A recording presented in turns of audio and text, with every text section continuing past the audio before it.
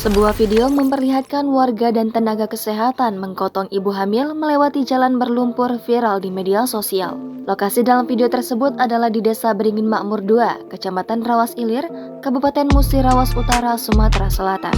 Kepala Puskesmas Bingin Teluk, Dr. Hendra membenarkan bahwa nakes yang ada dalam video yang viral itu bertugas di puskesmas di bawah pimpinannya.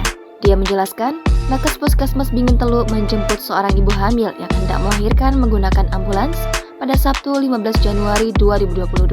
Ibu hamil itu bernama Rusmina, tinggal di Dusun 7, Desa Beringin Makmur 2, Kecamatan Rawas Ilir, Muratara, Sumatera Selatan. Dia mengatakan mobil ambulans puskesmas tidak bisa menuju dusun ibu hamil tersebut karena kondisi jalan berlumpur dan licin. Jalan yang masih tanda kuning itu biasanya bisa dilewati kendaraan, namun karena diguyur hujan sehingga mengalami kesulitan. Alhasil, ibu hamil itu dibawa lebih dulu menggunakan mobil milik warga di dusunnya lalu dipindahkan ke ambulans puskesmas Bingin Teluk. Sewaktu di jalan licin itu, ambulans dan mobil warga sama-sama tidak bisa lewat. Warga menggotong ibu hamil melewati jalan berlumpur itu sekitar 10 menit perjalanan kaki. Ibu hamil tersebut kemudian dipindahkan ke ambulans lalu dibawa ke puskesmas Bingin Teluk. Setelah dilakukan penanganan awal di puskesmas, ternyata ibu hamil itu tidak bisa melahirkan normal sehingga dirujuk ke rumah sakit di kota Lubuk Linggau. Camat Rawas Ilir Syukur mengaku baru mengetahui kejadian tersebut setelah tersebar di medsos. Dia mengungkapkan ibu hamil yang digotong tersebut memang tinggal di sebuah dusun terpencil yang cukup jauh dari ibu kota kecamatan.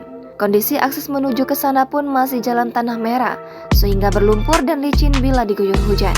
Menurut Syukur, seandainya warga di dusun tersebut menghubungi kantor Camat Rawas Ilir, bisa saja dibantu diantar menggunakan mobil milik perusahaan.